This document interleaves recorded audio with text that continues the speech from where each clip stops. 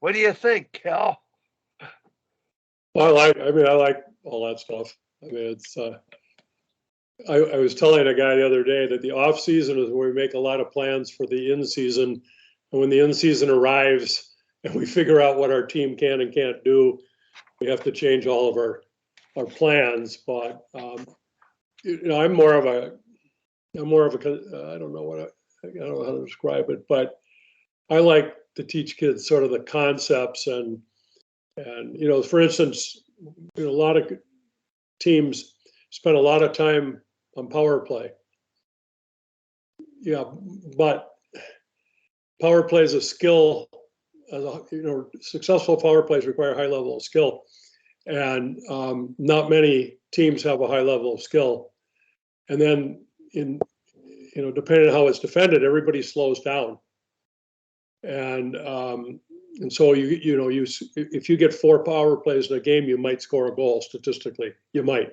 So I look at it as how much time do I really need? How much time am I going to spend on this out of my 60-minute practice, hoping to get, and it might not, you might not even get 4 power plays in a game. And so I try to. They said, well, how should we play? I said, just play hockey. Just outnumber they got one less player. Just outnumber them and get the puck to the net, and let the kids figure that stuff out. I think penalty killing is very important because if you can block 8 shots, you've saved a goal. So I'm big on just blocking shots and forcing the other team to keep it on the outside.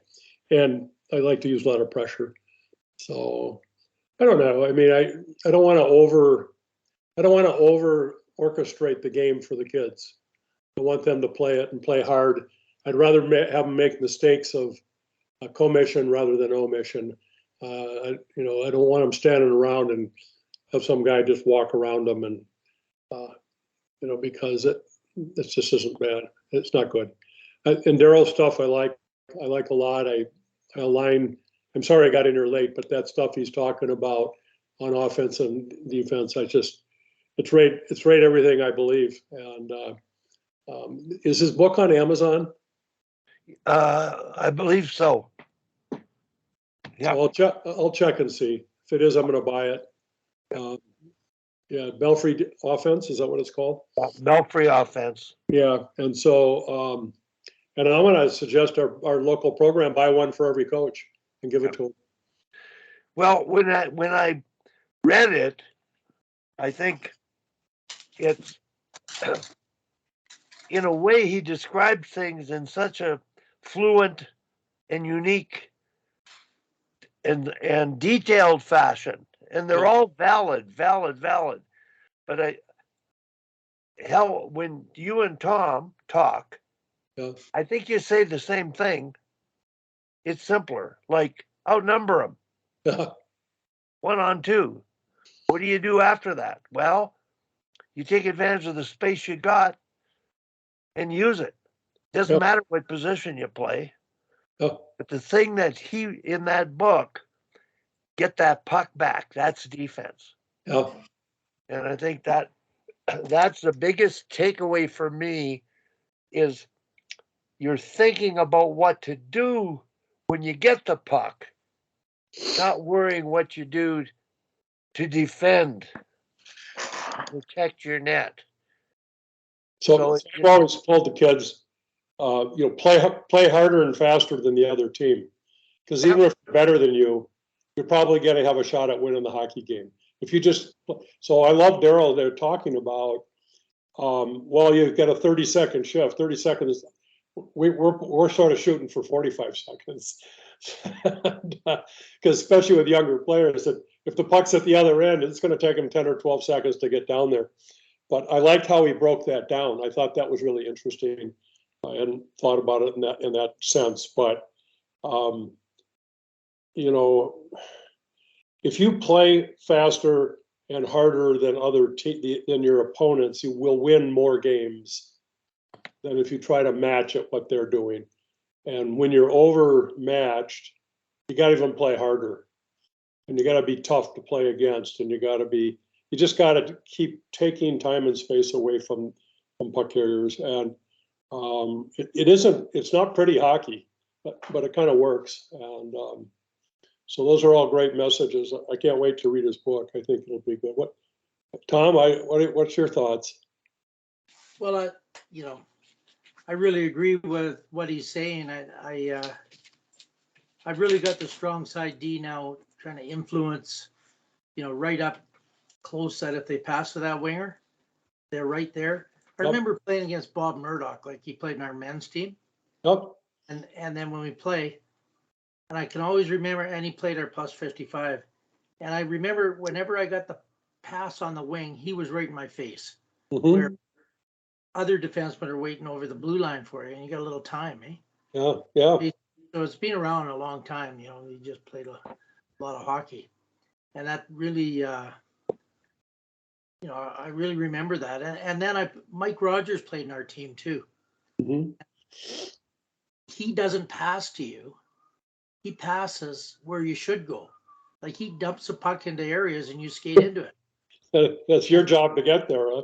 Yeah. Well, he sees the play better than you do. And he said, okay, you should be there. And then he passes to himself too. Like he'll be on a 1-on-2 or whatever. And he has this little soft dump behind the D. And now he doesn't have to protect the puck. He just got to get his body through there. And he's a great skater, right? Yeah. And I've never played with anybody that plays like that. That's cool. And he got over 100 points a few times in the NHL, and he's not a very big guy, and but just clever as can be. So what Darryl said, and there used to be an article, "Here's How by How," on Sunday mornings in the paper. Okay. And he'd write some different things, and about how hard you pass. Oh. And he said the very same thing. He said, if the player's wide open, you don't have to pass like 100 miles an hour. Right. Just a firm pass flat on the stick. Yep. Sometimes you got to get it through there quickly, then you pass really hard. So, it depends on the situation. But while we're in this call, I got a couple of emails. Well, first of all, what they got us in this tournament in Kelowna in the Okanagan there, just pass trail there. In 2 weeks from now, which would be kind of neat. And I suggest we get a bus and we don't all drive, but I don't know what they'll do about that. But I also got an email from someone not on my team, a mother, saying she'd heard that one of my forwards, or I don't know if maybe it was a D, one of my players wants to quit because she's also an elite. I think it's this speed skater. She's got to go train for that and our team. And it's just too much because we go about 5 times a week. Yep. And I imagine if you're, maybe it's another sport, but she's the only one I know that do things at once. So I said, well, thanks for letting me know. Hopefully she decides sooner than later so we can get a replacement. But so that's one of the things that happens in the my team, what I have is I have 3 exceptional offensive defensemen. And they can go through the whole team. So they're incredible how they do cutbacks and tight turns, but to get them to move the puck and then join, instead of go all the way kind of just a thing. Yeah. I talked to him about you can't have your teammates stand on the blue line. You've taken them out of the play. So that's kind of a challenge there. He said one of them got knocked out in our game. This girl, we were playing a bunch of big farm girls. Girl just punched her right in the face. And she was laying on the ice for I don't know how long. She's out for 2 weeks with a concussion. Oh. She can't this weekend. Not even a 2-minute penalty. Right at mid-ice. I don't know how the ref didn't see it, but I mean, that's the ref saw it. So that's a challenge we got is you inherit a whole bunch of 1-on-5 players and you got to make changes in their game, right? I mean, I guess that, from my perspective on that is you get defensemen that want to rush the puck. That's great. But, the second time they turn it over on the offensive blue line, and we have a conversation that's not that's not an acceptable option. But the other thing is so you're talking about playing hard and competing hard.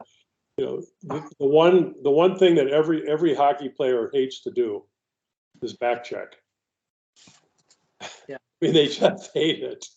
And so, I try to get them to do things so that they don't have to back check or they don't have to go very far. And that for me is the reason you come back hard is to trap the opponents in neutral ice and allow your defenseman to stand up and force the play and just sort of a squeeze from both sides against your opponents. You get turnovers, and then I always tell them, most goals are scored within 5 seconds of a turnover.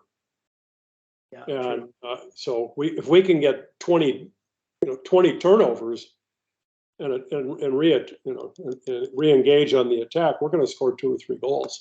And I try to talk to them, encourage them, give them good reasons to do this because it's in their best interest. Instead of back checking all the way back, why don't we just back check really hard to neutral ice? And if you can catch their defender, if you were deep in the zone, if you can catch and pass up their defenseman, now you really got a good thing. And maybe even catch the puck carrier and turn the puck over. Obviously every team's different. You gotta coach your skills. Back pressure and being tight on them right away. Yeah. And so to create those turnovers. Yeah. But we played one of the best teams. We're a new team, but there's a draft. So I have I'm just learning about the league. It's a whole province, eh? Yeah. Play this team at Red Deer, and they were in second place last year. And the first period, I think we outshot them 12-3. Had the pressure all over the place, and they're turning over. Second period, it was kind of even, and the third period they probably outplayed us a bit, but we poop out because we play so hard, and the girls are taking a little too long shifts. So I think they're getting the heavy legs. Yep. Third because they're not changing quick enough. Right. But yeah, so it certainly works well when it's going, but you can only go 100 miles an hour for so long. Yep. Shorten your shifts. Yeah.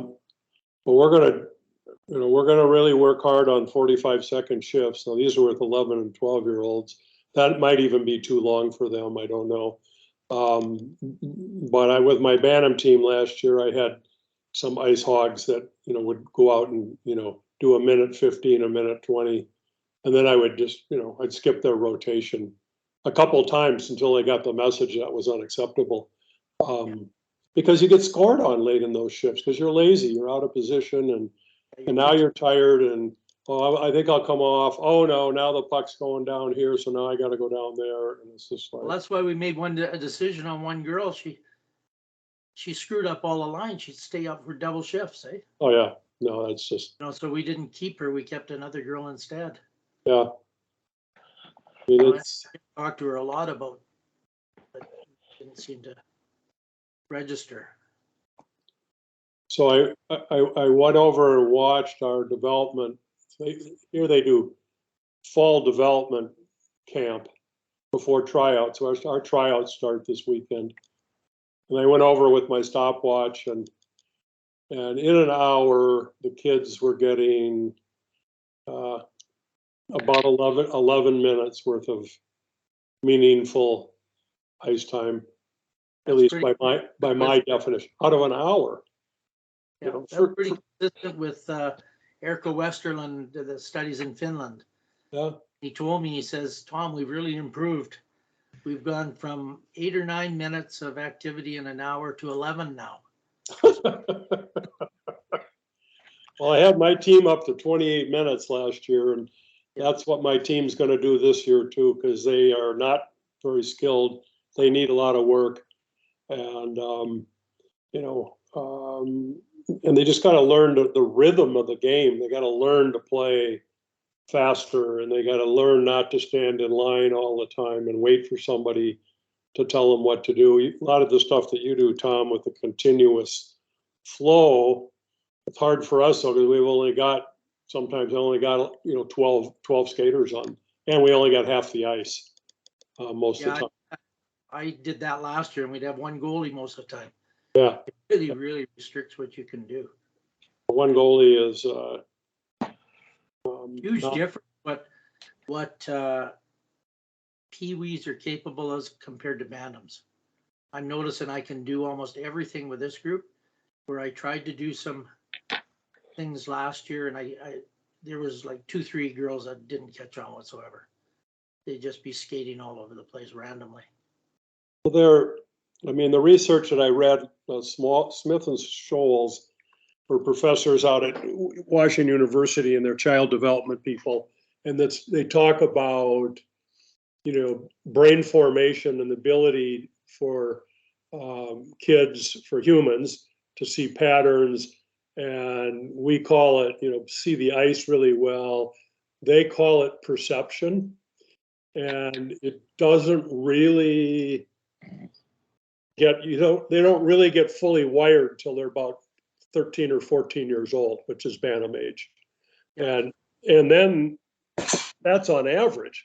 And some kids are, some of the kids aren't average. They're above average or they're below average. And the kids that are above average, those are the kids everybody goes, wow, look at how they can see the ice. And then there's the other kids that haven't got a clue what's going on out there. And a lot of it is just their brains aren't wired up yet. Well, Johanny, he had a concept about that whole thing. He said, you have to make your development according to what the kids are ready for. So right. He said, young kids, they're totally egocentric, right? It's them and their parents. Yeah. That's all it is until about what you say, till about Pee-wee gets a little more. He says, then when they become teenagers, their friends are the most important thing. Yeah, absolutely. They don't care about their parents. Passing, that you work together. He said it's really hard to get really young kids to work together because that's focus or that. So I think he was really a brilliant person. Yeah, I think that's right, and I've read that research too, that everything is about their parents telling them how great they are, and then when they get a little older and a little more socialized in the world, they quit listening to their parents as much and start listening to their friends. And then when they get into off-season programs, they realize there are some other kids that are pretty damn good also, and their whole view of this changes, regardless of what their parents say. So I'll be interested to see how this Pee-wee group goes. And I don't know, I'm supposed to talk to a guy today. South St. Paul High School, which won 4 games last year, they have a new coach, and he's coached a little bit, but he played professionally. He was in the Wild system, and then he went to Mankato, was in the Wild system for a while, played in Europe for a few years, but he's never been a head coach. And but God, it's 80 miles round trip for me. Jeez. It'll cost me $2,500 to drive down there and back every day. So I'm going to try to negotiate a mentor program where I go a couple times a week, because I got this Pee-wee team too. So I don't know if I can't do both of them full time. Well, I had a Wally Kozak practice. So we started off, well, we went to a Team Canada women's flow drill, but we did Wally's breakout system, where they start with the goalies making the passes. Oh yeah. And they just go, there was no goalie at the far end, and the girls had to take a slap shot from the top of the circles, because they're not very good at that. A lot of them, some of them are really wired. Yeah. Some do it all. So it's just like 1-0, no goalie, so they could basically be going down at the same time. Oh yeah. Then the players are getting on the boards, then they skate as centers, low and slow kind of thing. And then I put the goalies out in the neutral zone, and it's two, and they pass to each other, and then pass the goalie. Goalie passes back the one that didn't pass to them. Yep. And we work to 4 with the whole sequence. We've got 4 going on the wide winger coming across because Yep. something I want them to do. But that's a old Wally's thing. And then a problem we have is players are looking at the puck, swishing at the puck towards the outside, right? Yeah. Or they pull the puck back and they got a lane to the net. So we practiced 1-on-1, but the D had no stick. Yeah. Wally was at the practice, and the D had no stick, and it was interesting to watch. They got a little better at it, and you can see a lot of them. You taught to cross over all the time, going backwards. And, The D. Yeah. yeah, one of my better D can hardly skate backwards. He's a terrible skater. Tom, I'd like to interject on that. The drill you did is something Dave King did, playing a one-on-one race rush drill, and no stick with the defender. Nope. And they can't skate backwards, and they don't know how to play a rush in terms of gap control, alignment, vertical, horizontal. And I walked over, Tom. I wanted to get Ben's attention. He's the U18 coach, and he is talking to his team that's going to have the next ice time. And I couldn't get his attention because I wanted to talk to him about skating backwards and how to teach it. And deliberate practice, you have to do. You're going to do this drill, and until they have more comfort with striding, and I wanted to tell Ben, and he is a social coach. He communicates with his kids. I stayed for practice like nobody I've ever seen before. It was just amazing. I didn't get to talk to him. But in the practices, hell, I'm mentoring 3 teams, paid more than you should be paid for anything. And I watched 3 wonderful practices last night. Great. Your practice, how many minutes would you say of puck time did they have? 35, 40? I wouldn't doubt it in 75, yeah. It was high. And the same thing with the U18 practice at the end. I've never seen any drill that he ran before. High tempo, high tactical purpose, skill purpose, high activity, compete, situational. It was amazing to me. And I would have to say the same thing because there was so much activity that 30 minutes or above of, the puck touches are one thing when you get the puck, but the skating and timing and movement in real situations, it really was a great practice. Both were great. Now, the first practice, it might have had maybe 12 minutes. But they did deliberate teaching of shooting off the front foot that I've never seen before. I've always wondered, how do you teach shooting off the front foot? And they did some deliberate practice of 3-on-0 cycling. They took time to cover tactical concepts, individual tactical shooting skills, and they didn't have the same level of intensity and touches and repetitions.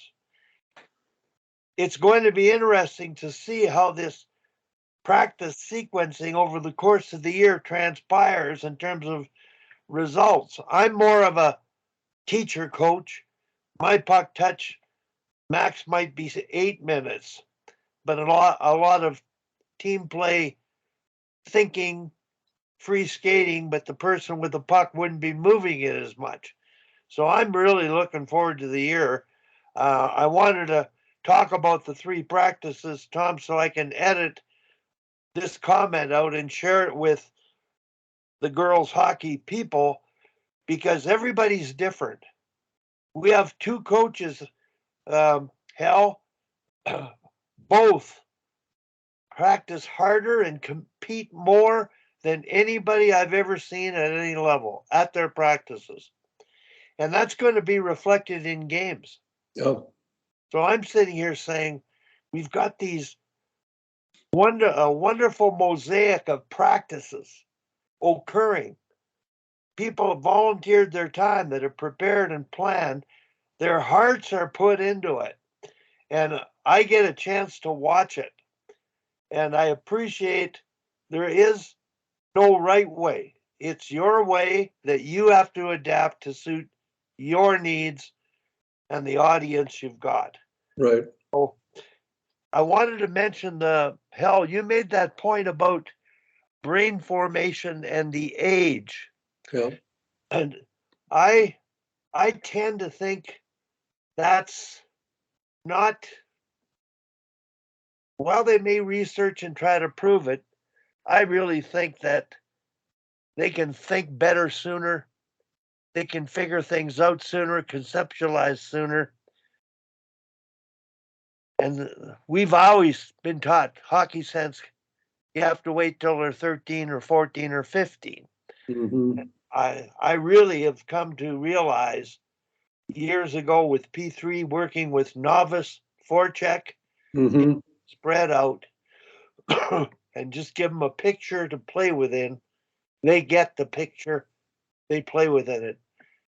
The picture is the concept of space and their place in the space. Yep. Get it. It's not rocket science. Right. And the game isn't really rocket science. It's common sense. Right. You know, it's fairly simple. And I think the simpler we can keep it, so they play it and enjoy it and understand it, I think the results will come. I agree. I mean, I do agree with you on it. It's, I'll see how, again, every group is different, right? I mean, if you've got a higher skilled group, the physical skills, I mean, the skating skills and the puck handling skills, then you don't have to work so hard mentally to play the game. You can play the game at a different level, right? Yeah. I mean, you know, you don't have your head down and your eyes glued to the puck all the time. You know, if you do that, you can't see what's going on around you. You get the skating skills, confidence. You get, you know, where you can. We've already got them cutting their sticks down, so they're not using big long sticks.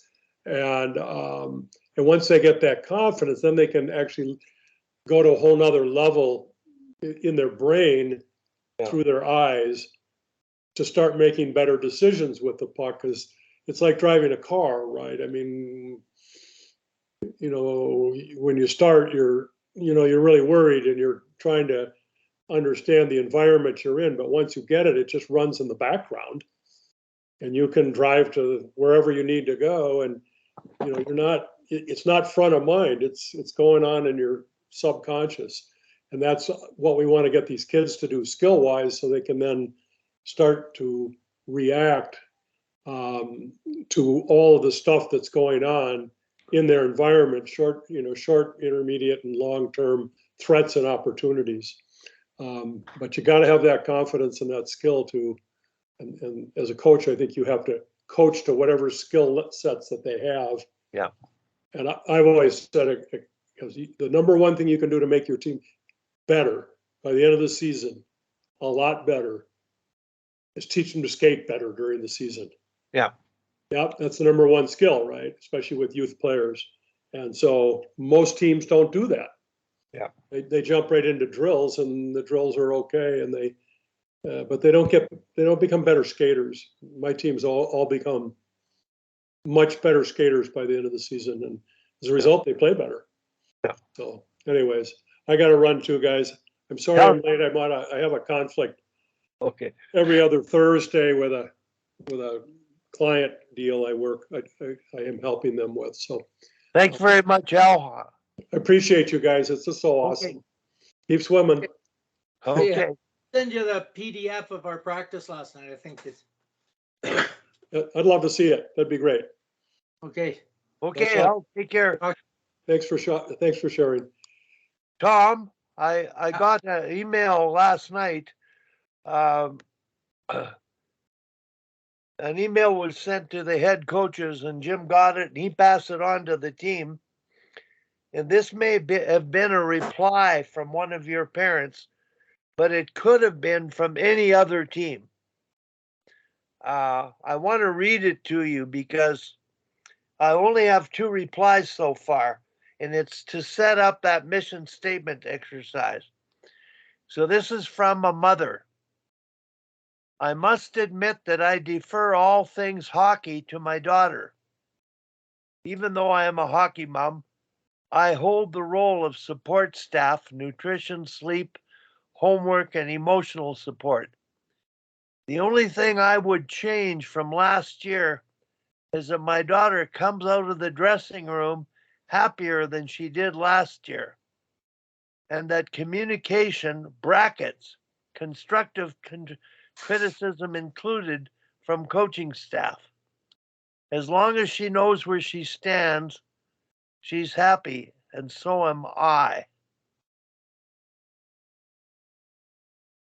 What does that mean to you, Tom? Well, she wants a good experience, I guess. Yeah.